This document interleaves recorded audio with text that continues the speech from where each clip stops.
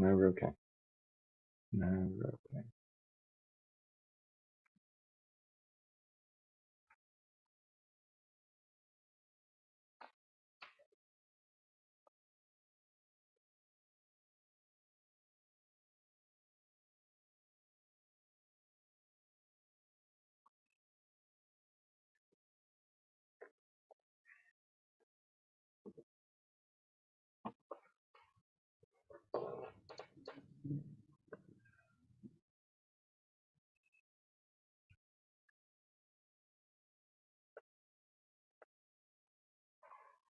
Okay, so I believe we are live. We are live here on Zoom and streaming to the Asato Dojo YouTube page. Good evening, my friend Tuari. How are you? Good, good. Thanks so much for having me, James. Pleasure to be here. My Honor. pleasure. My pleasure.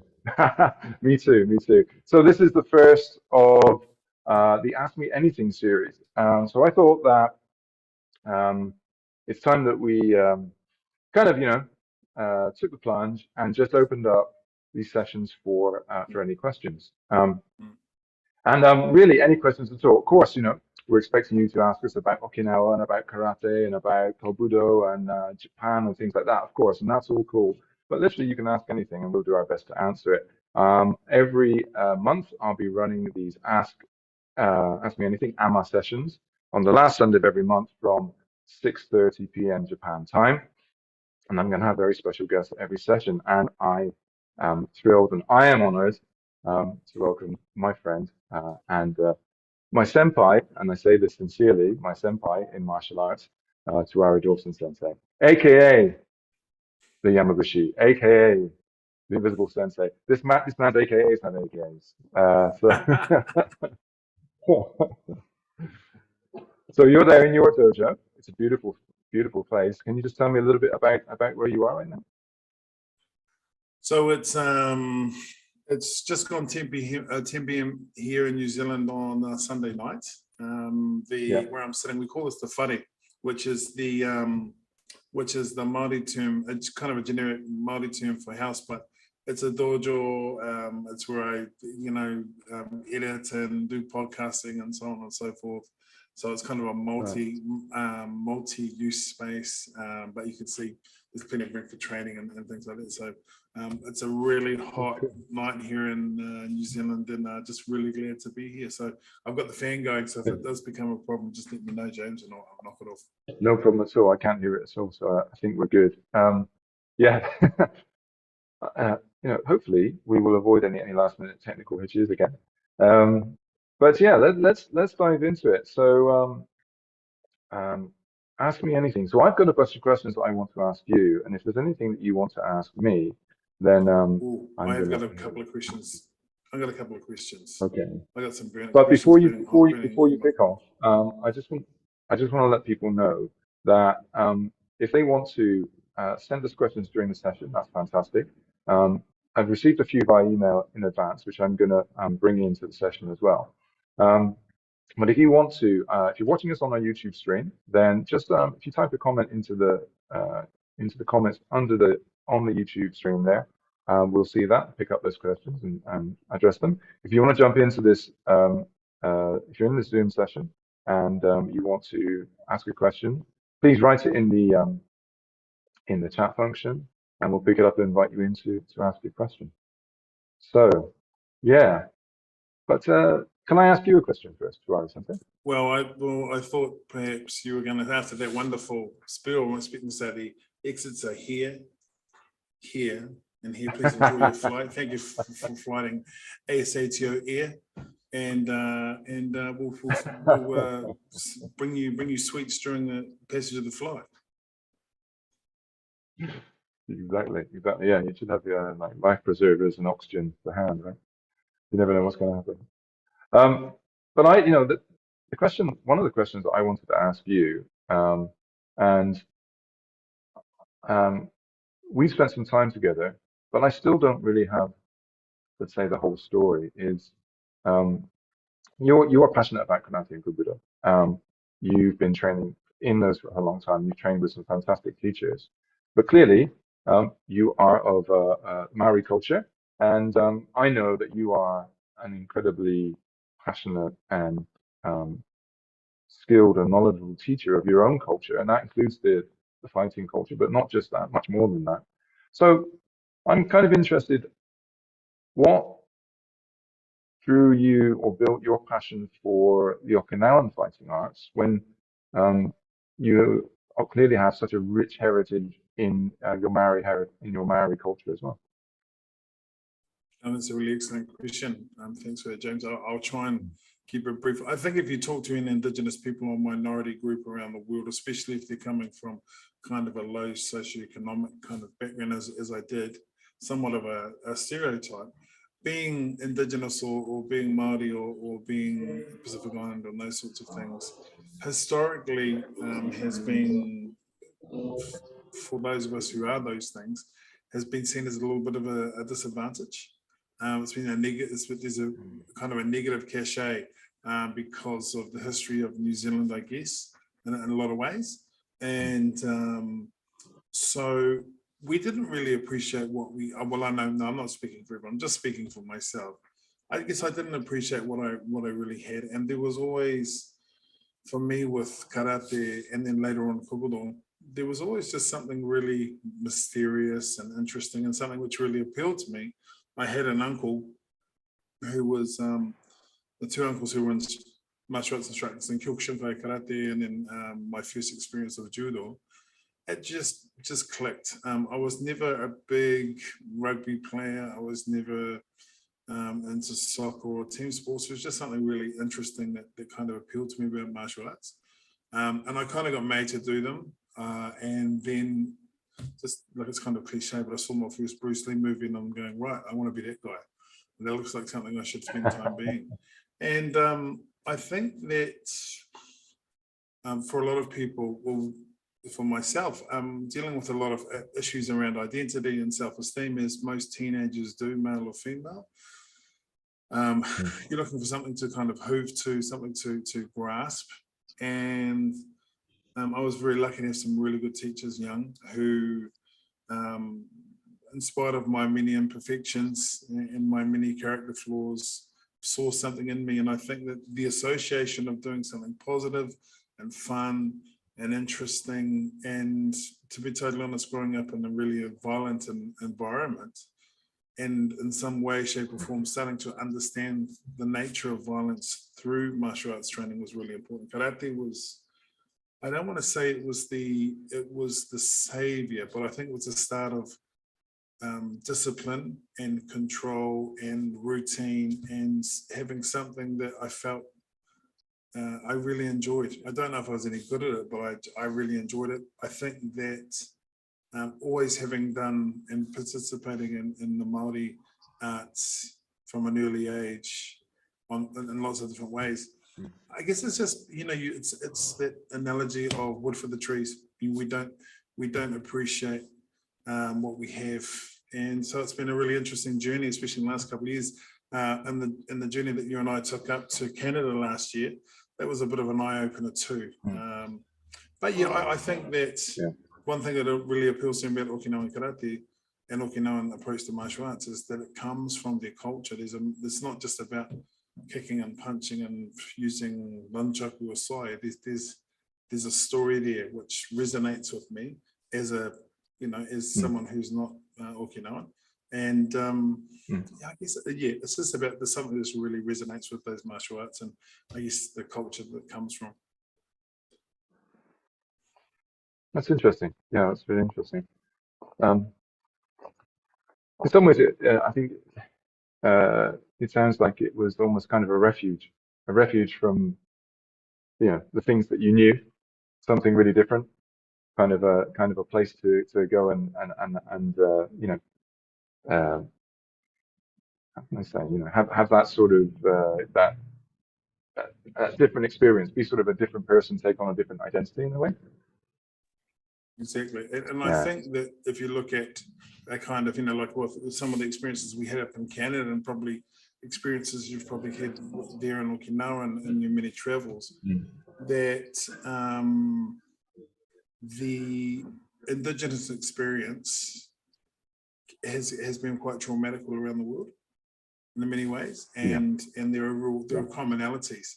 But I think the thing to really focus on, and the thing which I really enjoy, is that it's easy to focus on the trauma, but I think it's also really, I think it's more, and that definitely should be acknowledged, but I think it's also really important to focus on what brings us together and the commonalities. And whilst we may call them different things, there are many wonderful principles that I think have a wider application than just martial arts. And I sort of see karate as that, as much as I'm definitely no scholar on the culture or the language, but yeah, it's just such a wonderful thing, and a refuge would be an accurate description. Yeah, that's fantastic. Fantastic. Okay, throw me a question. I know you got It was the summer of 1863. No. Okay, all right. So to I guess in many ways you're seen as, from an outsider's perspective, everyone wants to, if you're a karate practitioner, you want to go to Japan, you want to go to Okinawa, and you want to train with the masters, and you want to go to Shuri Castle, and you want to train on the beach and all these sort of things. You trained well before you went to Japan. I got to Japan, and now you're living in Okinawa. You have an Okinawan family, you have a beautiful family, beautiful wife. And I guess from the outside, it all looks pretty easy. You have a really successful, the Dojo bar is world famous, especially in the martial arts community. From an outside perspective, it looks like it's all just sort of clipped your fingers, you turned up, and it all just fell out of the sky. What were some of the, without getting sort of too personal, what were some of the pitfalls or sort of the trials and tribulations of being able to create what you've created? Oh, thanks. That's a big question, but I think if I look back on it from sort of from where I am now, then and how I feel about things now, well, generally I would say you really got to have resilience, resilience of spirit, and I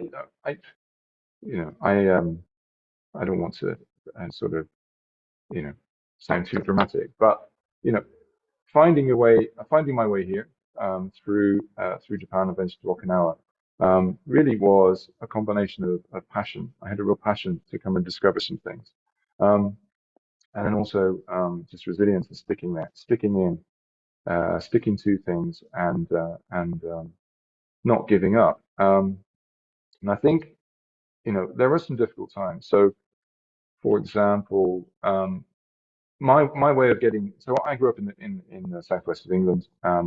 I was very fortunate to have access to a local dojo where there was a really good, strong traditional karate spirit, and that really inspired me and fired me up, and also kind of connected me first with Japan through my sensei there, Arthur Meek, who had that experience of training in Tokyo, and he kind of inspired me to want to go and experience that for myself.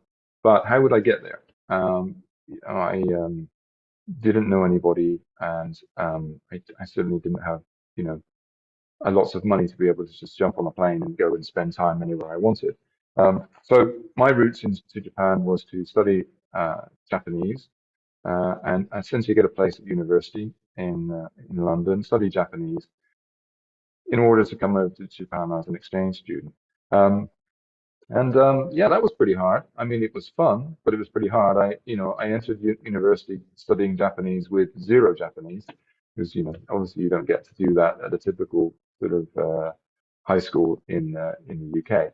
So that was a challenge. Learning Japanese, we had to learn it pretty quickly from scratch. There was a lot of study involved, but I was passionate. I was really, really focused on getting to Japan. So and I had to work to pay my way through, and really that's always been the case. It's you have to sort of hustle a little bit to to fund what you need to do, and find your way through. So yeah, passion and resilience just to keep solving problems, keep finding a way to do what you want to do. Um, I would say that along the way, I've met lots of fantastic people, and the sort of the generosity of people along the way who have helped me just from the very early days. When I started to travel and started to study Japanese and started to encounter the culture and develop a passion for karate. The generosity of people who help you out in small ways, sometimes big ways along the way, is something that stays with you. And so I think gratitude is also really important quality to not to forget, is to have that gratitude. Sometimes it's hard, um, but it's really important not to forget how lucky you are. So, I know I'm very lucky to be able to live here in Okinawa, to have the situation that I have. And I owe a lot of that to my wife, to my family, um, who have supported a lot of the karate stuff that I want to do. Um, the dojo bar was fantastic. It ran for 9 years. And that was my job and it was my passion. But it was pretty tough along the way. Particularly in the early days, there were some very quiet nights. And, we struggled. We struggled with paying the rent and stuff like that. But you got to stick with it. You got to make it work. And over time, it became the sort of the thing that it became, a place that was very important to a lot of other people too. So again, that was a lesson in resilience and sticking with it, and not giving up too easily. But I think, I got to thank karate for helping me to learn resilience along the way. It's uh, it's one of the things you learn from karate training, right? Is to stick with it and keep going, even when it doesn't feel like you are necessarily going to, sort of, you know, become really good at what you're doing very quickly, or make a lot of progress. You've got to stick with it, and bit by bit you get there. And that's definitely something that you learn from karate practice. Mm. No, it makes a lot of sense. I suppose also too, it's interesting with COVID and sort of tough decisions that need to be made over that period of time during the lockdown. It was a new world during that time, and there's no better time to practice and bring your resilience to the forefront during that time, I would imagine, especially in terms of from a business perspective, I guess. Yeah, absolutely. Yeah, I think COVID's been testing for all of us, and very much tested a lot of people's resilience. And again, I think in some ways we've had it relatively easy here compared to other places. So yeah, but hopefully what people learn along the way studying martial arts helps them to deal with, these things that happen to us in life, right? These things that test our resilience. Yeah, I'm just gonna let somebody into the session here. Cool. Okay, so let me ask you a question now. Sure. I've got another. Yes, the answer is yes. You're probably looking at a size 7.5, and I want the pants quite short, but thank you for the offer of the Asato gi. Beautiful, thank you. Yes, the answer is yes. Question for you. This is one that I like to ask quite a lot of people actually. So here we go. What is an analogy or a metaphor that you like to use when talking about an aspect of karate or Kobudo, when you come back to it again and again? I think the one that I think makes the most sense to me, and I think there's a few, was actually one that Iwana Sensei put out a few years ago, and I guess sort of in and around that I've kind of extrapolated from that. So I can't remember the nature of the actual quote that the metaphor that he used, but I've always liked how he's talked about, you know, Kihon and Kata are sort of like the alphabet. You know, you're learning the alphabet, and then once you've got the alphabet down, you can design your handwriting, and then sort of once you've kind of got those basics down, then you can create smaller words and then larger words, and then you can create conversations and tell stories.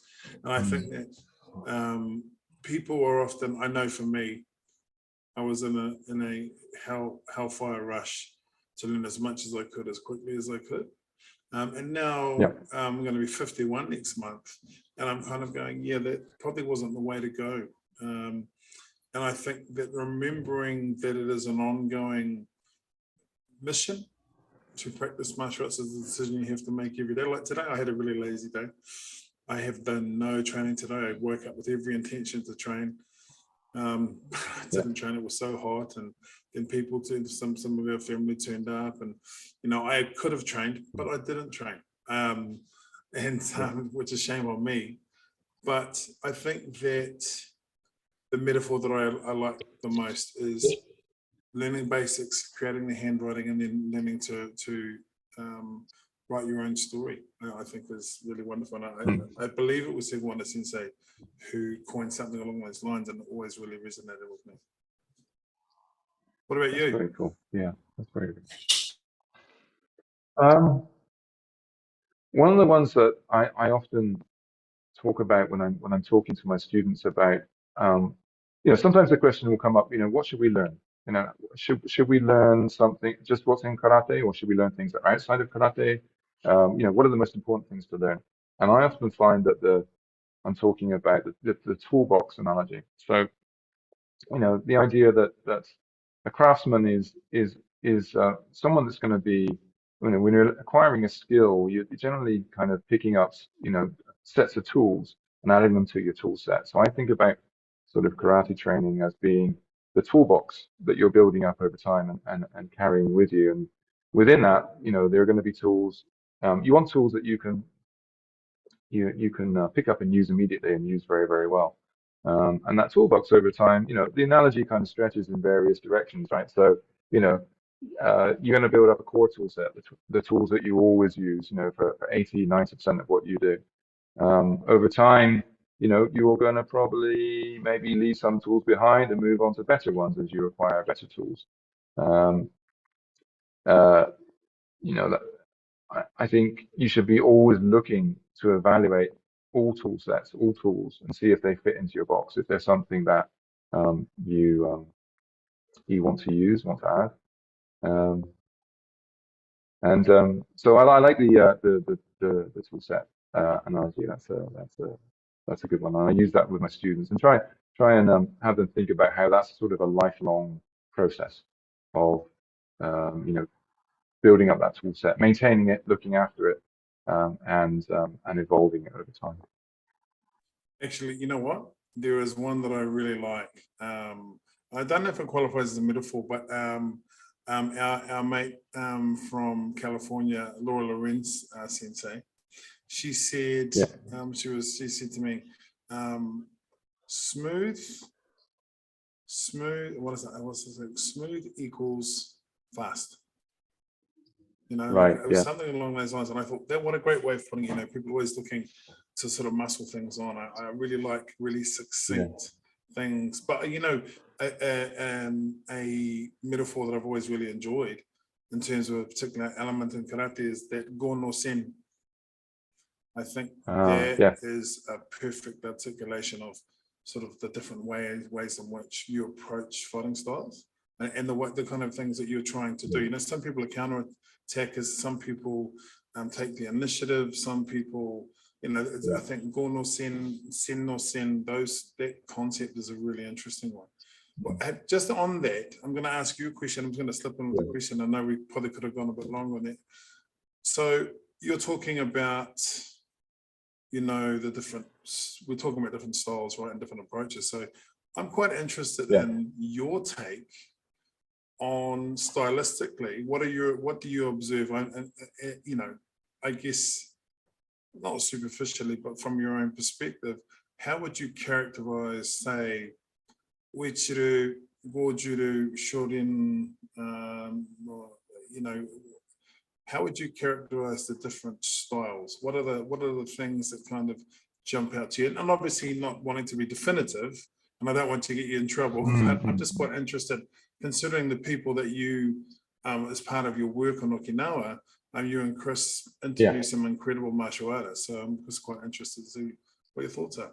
You know what, it's a really interesting question, and actually a difficult one to answer, because while I think it's easy to talk about different styles almost as if they're sort of, distinct things, almost like different places on the map removed, and there's sort of borders and separation between them.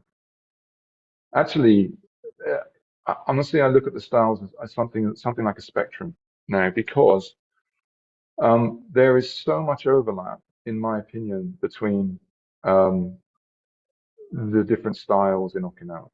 And in fact, the word different is not the right word. The styles have so much in common. Now, it's easy to be able to look at Goju-Ryu and go, okay, well, they have a certain set of forms. Look at, Shorin-Ryu, certain set of forms, Uechi-Ryu, another set of forms. But if you think about the forms as just being, people say that, kata is karate, or karate is kata, right? And I'm not too much of a fan of that. I think that kata is part of your tool set, and it should be kept as long as it's useful. The fact that karate exists today is very much down to the legacy it's passed down, transmitted down through kata, and as a mechanism, therefore really useful. But a certain set of kata doesn't actually define your style, I don't think. The way you move, the way you apply your karate, and to a certain extent, the strategy that you learn from your seniors is as much the way that you're actually going to use your karate. If we think about karate as being something you in terms of the execution of self-defense, the way you use it is really the definition of your karate. So yes, you can make an argument that the way that you show your karate in forms or whatever is the way you define it. But for me, karate is functional. It's functional before it's about form. Yeah.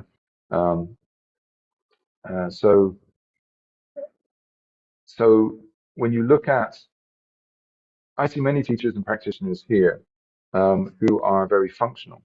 When they become functional, they tend to start looking quite similar, in my opinion. They might, argue over certain points of doing this or doing that, but to my mind, they start to look very similar because they start to understand the underlying kind of basic truths of, dealing with conflict and the art sort of fighting, grappling, striking between, two or more people. So, and there's kind of a roundabout way of saying that it's hard even for me to draw a boundary around what we would consider as a style, right? So you take, for example, Shorin-Ryu. There's a huge diversity within dojos and practitioners that identify as Shorin-Ryu. There's also quite a diversity within Goju-Ryu. There's maybe a little bit less of a diversity within Uechi-Ryu because it's a slightly more younger style, right? But there's still some diversity there. So you can try and draw a boundary, but it's kind of an arbitrary decision, like where you draw it to some extent, yeah. And so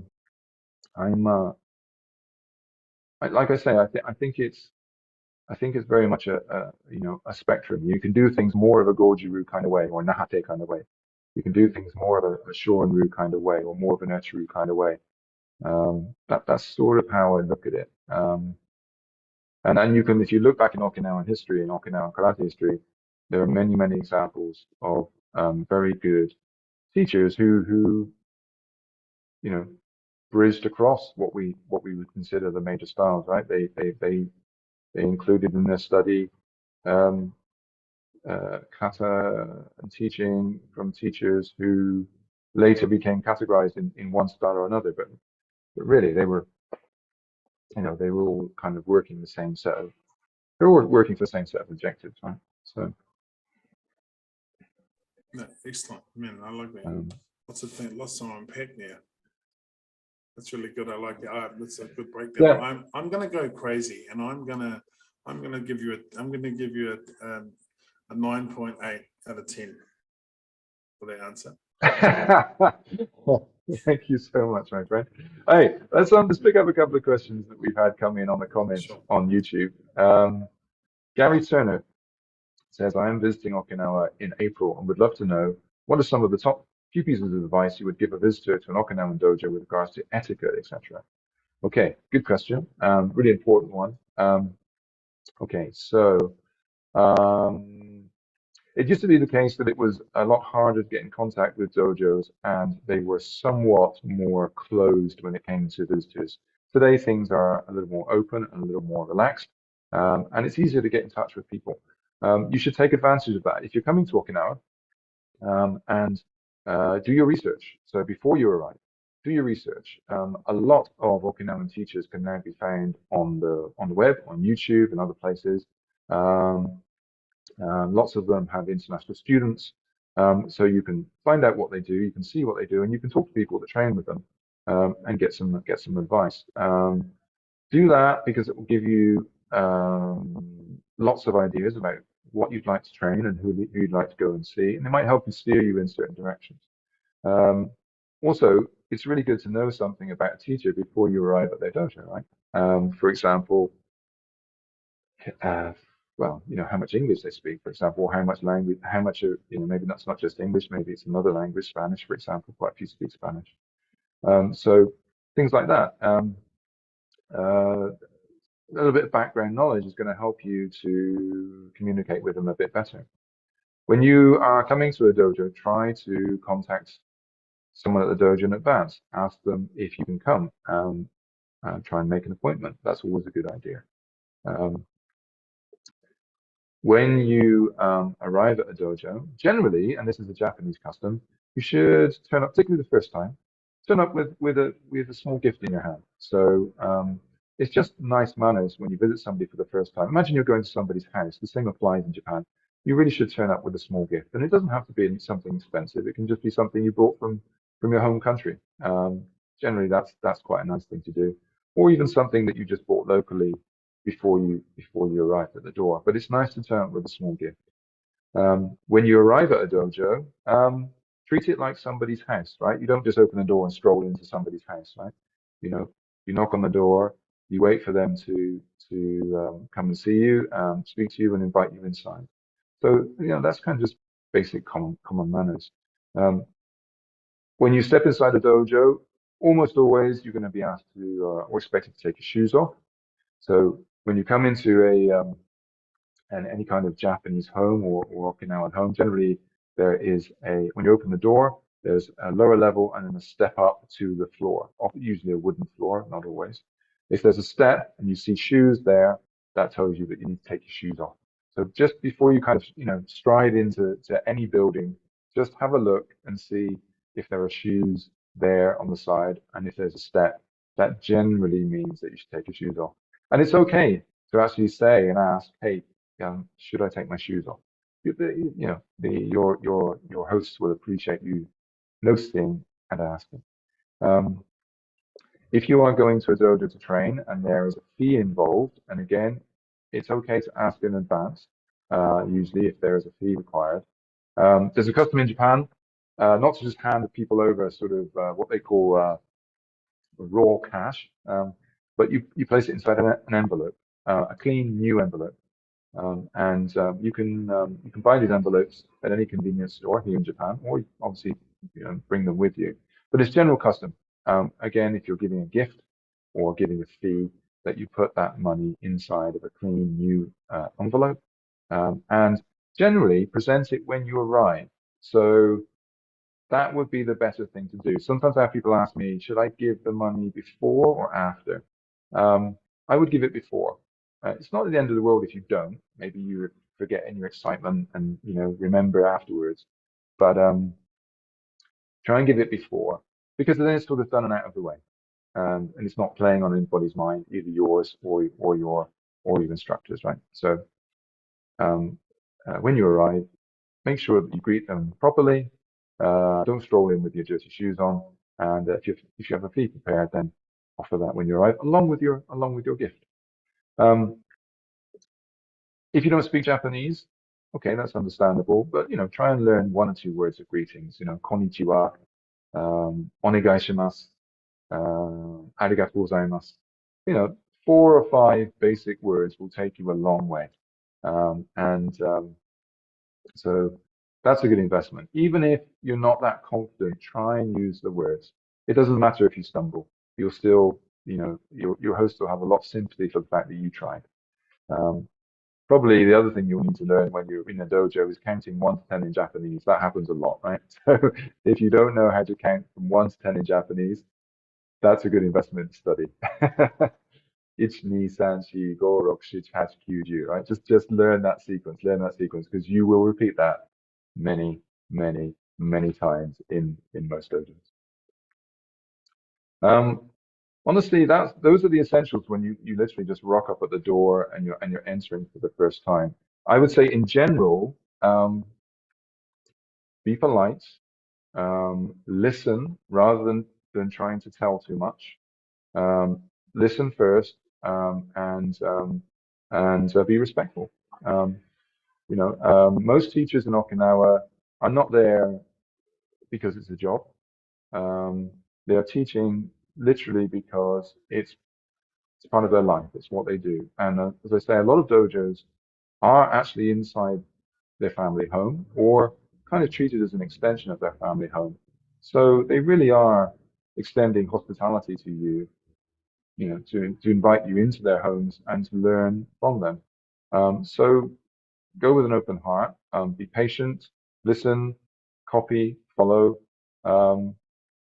Don't ask too many questions to start with. There is time for questions, yeah, but just, don't bog things down with too many questions. Just get on and train, copy, observe, yeah, just really, really soak it in.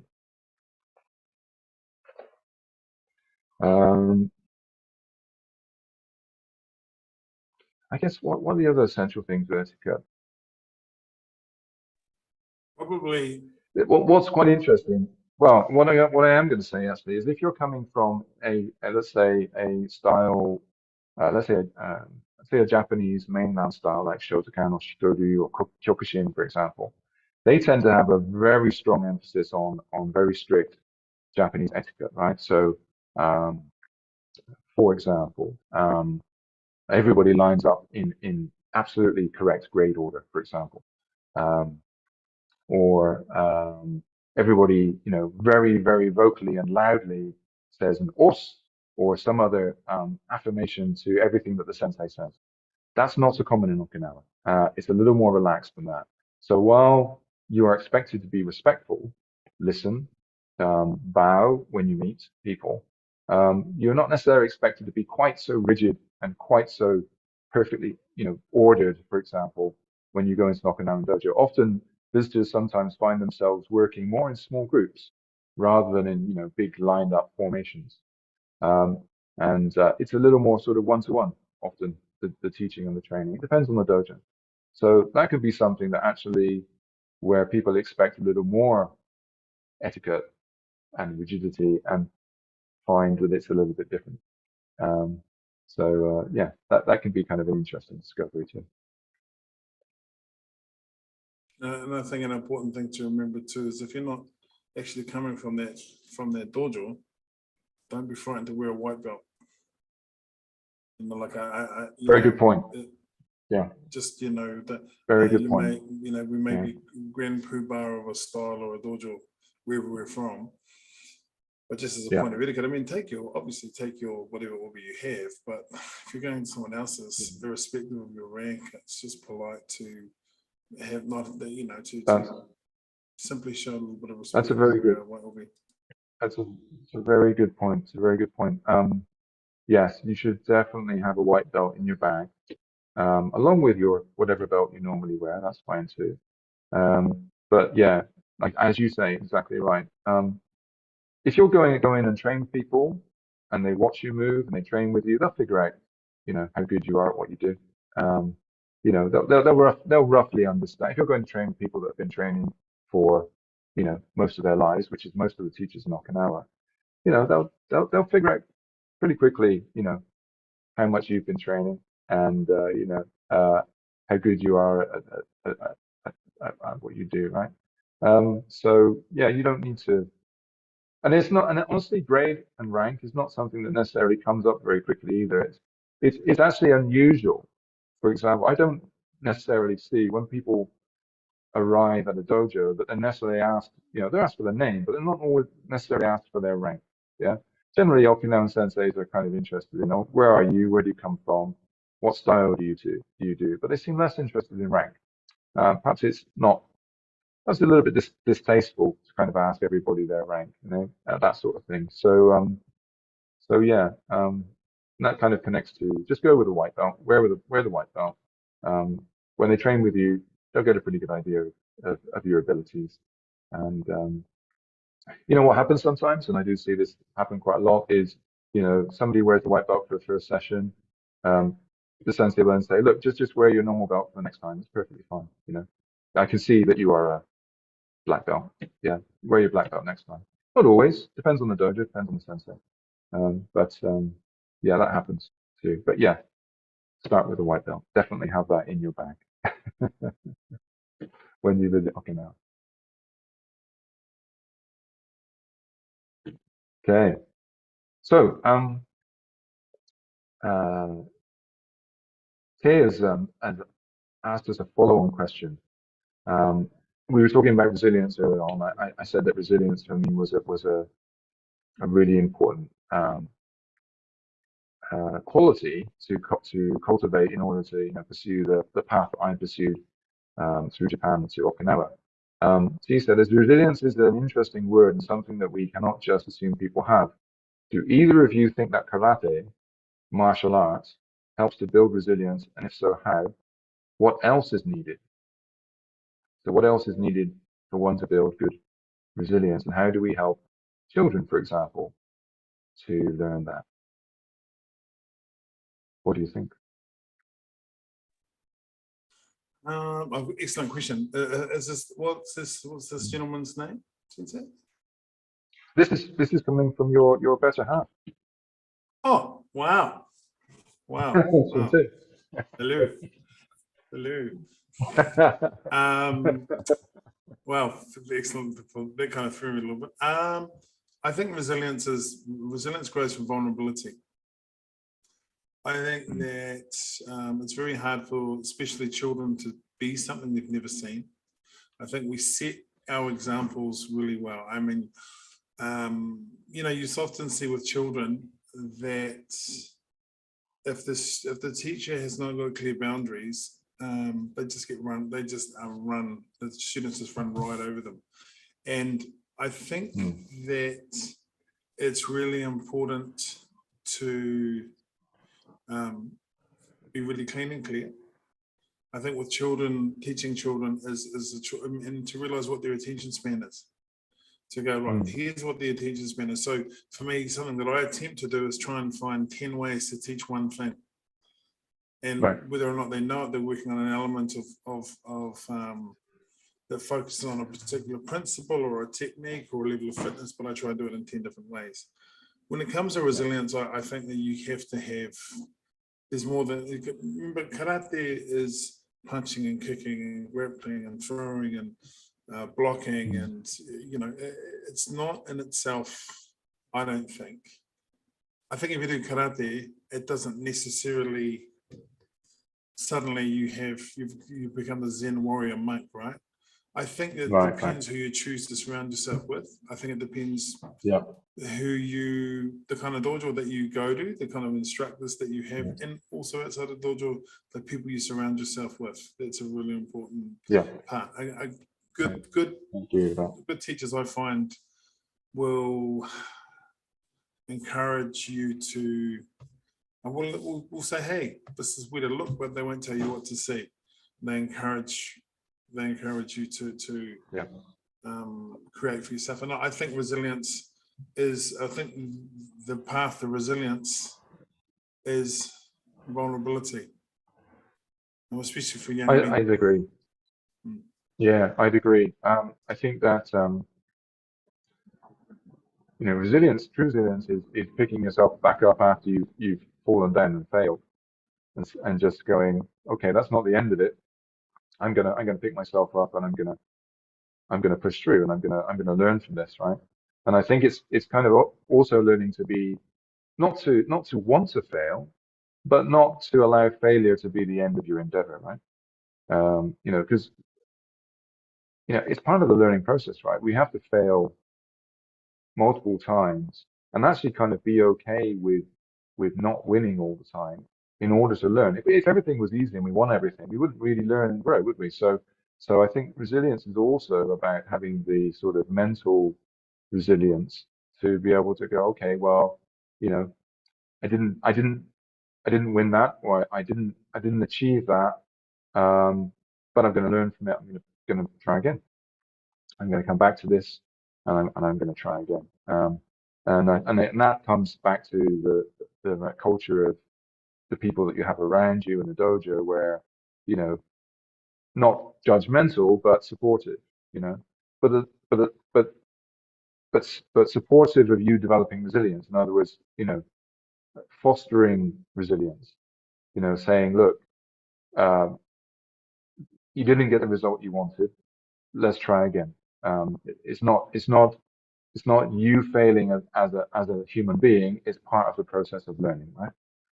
And I think I mentioned earlier on about feeling a lot of gratitude, and that's the kind of people that you really do feel gratitude to, the people that help you pick yourself up and get back to it and try again, or try another way of achieving something. Einstein said, Albert Einstein said, I either win or I learn. Yeah, exactly. So, Yeah, exactly right. Okay, I want to throw you a question. Let's pick up the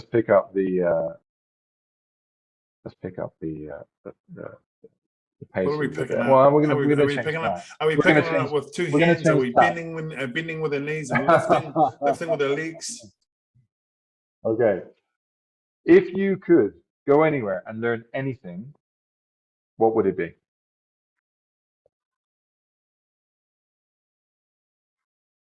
Ooh, if I could go anywhere and learn anything. And are you talking specifically martial arts?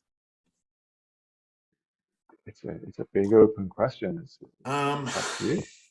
If I could go anywhere and do anything, I would like to go and sit with my great grandparents and learn about the time that they grew up in the language that they spoke and the struggles that they went through. Honestly, it'd be that I would do that. I'd really want to do that.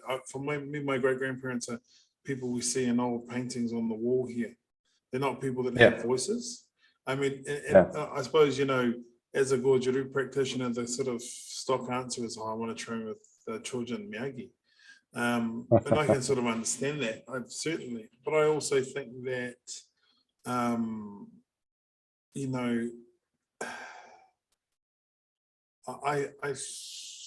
think when you get to a certain point, if I can put it in a training context, I think you get to a certain point where it's more important to take ownership of what you do.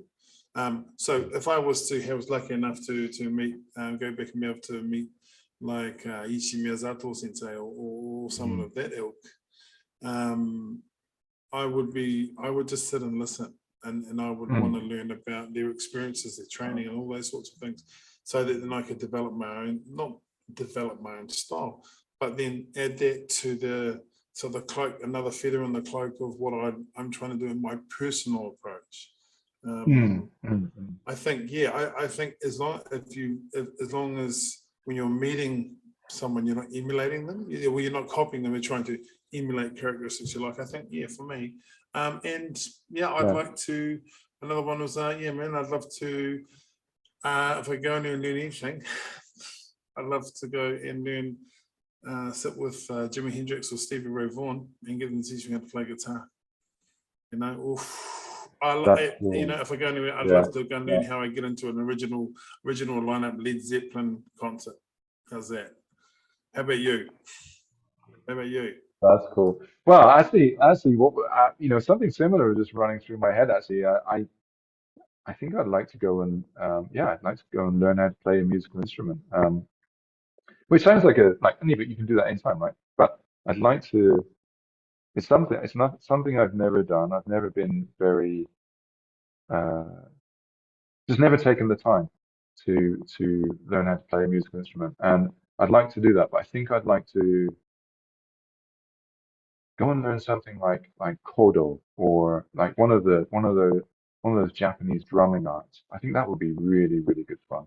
And I think it would almost be like kind of like Zen, you know? Um, you know, I'd like to do that. You know, where they're drumming on those huge drums, and it's just like the whole the whole body and spirit is committed to that moment, right? It's like Ichigo Ichie, right? The Yeah, Japanese saying so Ichigo beautiful, Ichie. so You know, energetic. you know, each moment is just unique and it will never be repeated, right? And yeah, I remember I'd like to do that. Yeah, if I could just pick up and go, okay, I'm just going to go away for a few weeks and do something, then that's definitely one of the things that I'd like Hey, to do. but hey, let's not forget, you are quite the dancer. I'm just going to leave it there. Leave it there. Don't let people, don't let anyone on this chat believe that you are not, you don't, you cut a little rug. You cut a little rug. That's all I'm going to say. So that's where I'm going to leave it. Um, you know, I have rhythm. I have rhythm. I've got all the right notes, just not necessarily in the right order.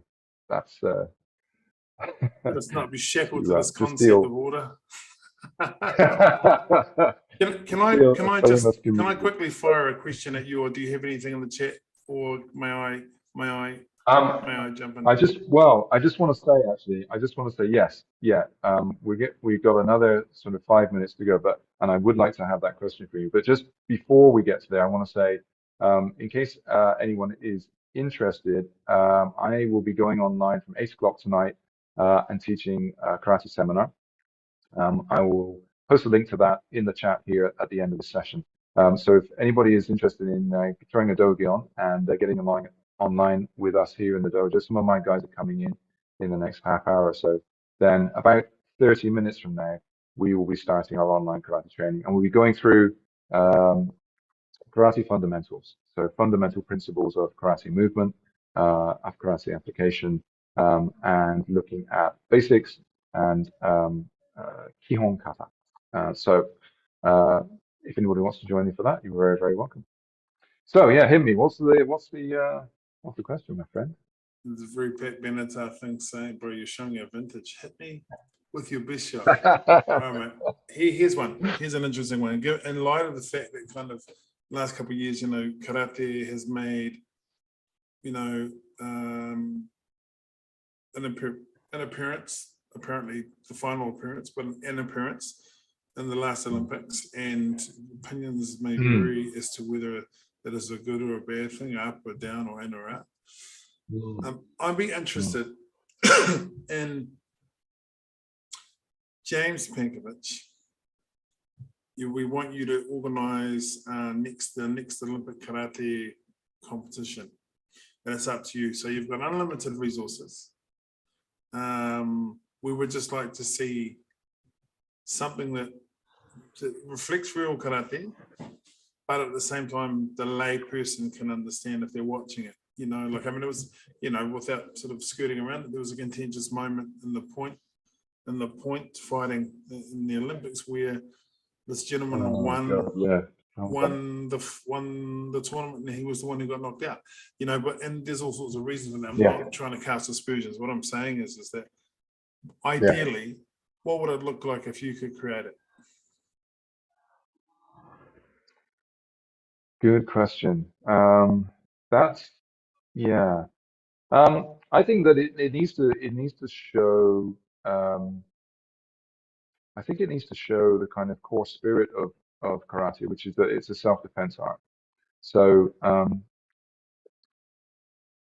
the thing is that the Olympics is structured around winners and losers, right?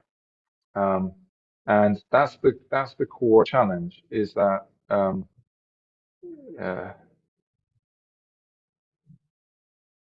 I would like to structure it so that there was um, more of an opportunity to demonstrate the sort of principles of self-defense. Um, uh, and I think probably still have, a kata and bunkai kind of demonstration division and a kumite division. I think the kumite division needs to be much more like the kind of thing that we're seeing becoming popular post the last Olympics sort of kumite fiasco, which is more of the karate one, karate combat type format. Something that's a little more about free fighting and less restricted in terms of, disqualification rules, but where the competitors retain a certain amount of respect for each other. I think we don't want to go, down the sort of, UFC route of all that kind of hype and baiting each other, right? We want to retain respect for each other. So I think that the combat side of things should definitely go more towards that route. What I'd like to see in the kata demonstrations is the judging of kata judged not on just speed and aesthetics, but actually based on the underlying principles of karate. So, for example, structure, balance, power, the sort of stickiness, the sort of the rhythm that goes with traditional kata as opposed to, say, sports kata. So, and perhaps more latitude for people to interpret that in the performance of their art, right? I would like to also see if I'm honest, every kata demonstration accompanied by a bunkai demonstration. So if it was kind of standard that if you demonstrate the kata, you could also demonstrate the applications of the kata, I think that would be much more in line with the spirit of karate, which is that, the kata is not the final expression of your karate. It is an aspect of your karate skills.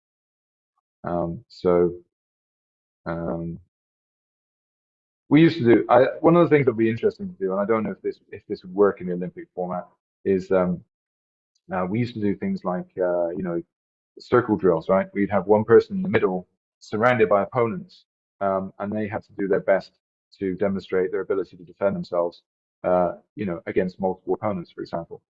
And that kind of stuff. Perhaps a little more latitude with the formats over and above just the single kata demonstrations and the three-man bunkai demonstrations, and more latitude in the judging. Yeah, the judging is pushing everybody towards doing things a very certain, very specific way, and that's played very much into the advantages of in the favor of Sakamoto sensei and his guys, who are fantastic athletes, and they've managed to really define a standard there, which is an incredible achievement. I'm not um,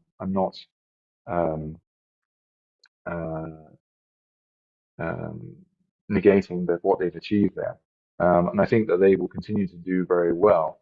But I'd like to see just a little more room for expression of different ways of doing karate within within the judging. Nice. Very nice. Sounds pretty cool to me. You got the job. Well done. Money's in your account. Couple I don't want that job. I can tell you that. Gosh. Yeah. Cool. Okay, I got one final question I want to ask you. One final Sure. question I want to ask you. Okay. Here we go. Stallone, Schwarzenegger, Willis, Lee. Who's the man?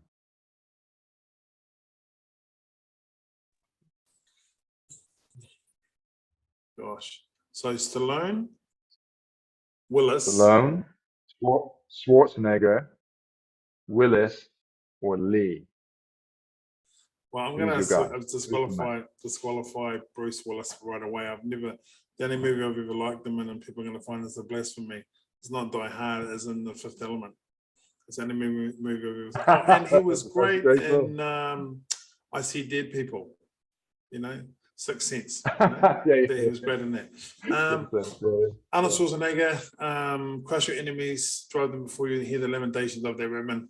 Get out of here, get out of here, get down, get out of here. You know, like, yeah. That's what I wanted. That's what I wanted you to do, the Schwarzenegger. Yeah, you know, like, I mean, you know, he is the one and only Conan. That's one of my favorite movies. There's some wonderful stuff to be learned from there. And Yamazaki Sensei is in it as well, doing a wonderful, giving a kind of shit or getting in the nuts like no one else can. And then Bruce Lee. I have to say, to be honest, I was a massive Bruce Lee fan when I was younger. Like, you know, like some of the people that I really kind of really liked, I really enjoyed, you know, Steven Seagal when he came out. Nico Above the Law, I thought was a wonderful movie. I really enjoyed it. And, you know, it's easy. He's an easy mark and people make fun of him. And I can certainly see why, but he was definitely one of the ones. I really liked Kurobi. Was a really cool movie. I wish they kind of gone with Naka Sensei and that Mabukan Sensei, whose name escapes me. Yagi Sensei. Yes, it's amazing. I also am a big Jason Bourne fan. John Wick. I mean, it kind of depends. I mean, I'm also a Liam Neeson in Taken. I mean, that's nice, good, close work. You know, it's all fantasy, right? But yeah, well, Bruce I Lee tell you, I'm going to go Lee too. I'm going to go Lee too, but Brandon Lee. Yeah. The Crow. Are you talking Brandon Lee in The Crow? I mean, I mean, he was a good-looking young man, but I never. He really kind of, you know, he kind of. You know, he was kind of destined to be in the shadow of his father in terms of action movies, but he did great stuff. I mean, hey, look, Michael J. White and Blood and Bone. You know, he's pretty cool, man. Yeah, there you go. You know? All right, dude. Hey, Last Dragon. Thank you so much. The Last Dragon. Yeah. Cool movie. All right. Thank you so much.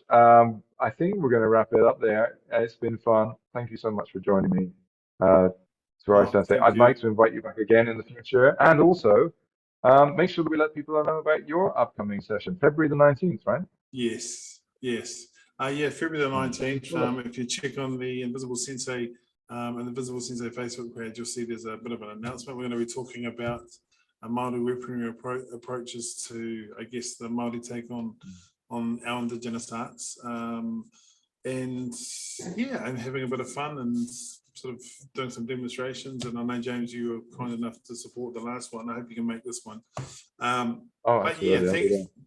Thank you so much for having me.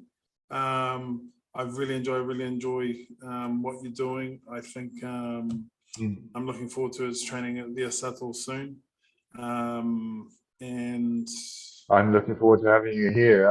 We've got to get you here in the fall this year, in the autumn this year. Gonna get you here, and it's going to be awesome. Yeah. Hey, good luck also too with your great seminars too. I'm looking forward to. At the moment here, it's almost 11:30 at night, so I will begrudgingly not be joining you for training, but I'm hoping we can do some stuff together on Bujin as well, on Bujin TV. We will see. You know, the only place. Yes, we will see. A wonderful competitively priced opportunity to learn from some of the greatest martial artists around the world and expose yourself to their incredible bodies of knowledge. Trademark. Indeed, Bujin TV, check it out. It's the place to find true gems. All right. Hey, thank you, my friend. I'll leave you Thank you, brother. to go. Thank you. Much appreciated. Uh, And thank you Thanks, for bro. everybody that joined us. Thank you. And if you have any follow-up questions, by all means, feel free to message me. And we'll roll them into the next AMA, which is happening in February, final Sunday of February, again at 6:30 p.m. start JST. Find the links on our social media, Asato Dojo, James Pankiewicz, and Challenge Okinawa. All right, thanks, guys. Signing off for now. Thank you. Good. Cheers, Thank you, Tuari. Naha City, and good night. We're out of here. Super.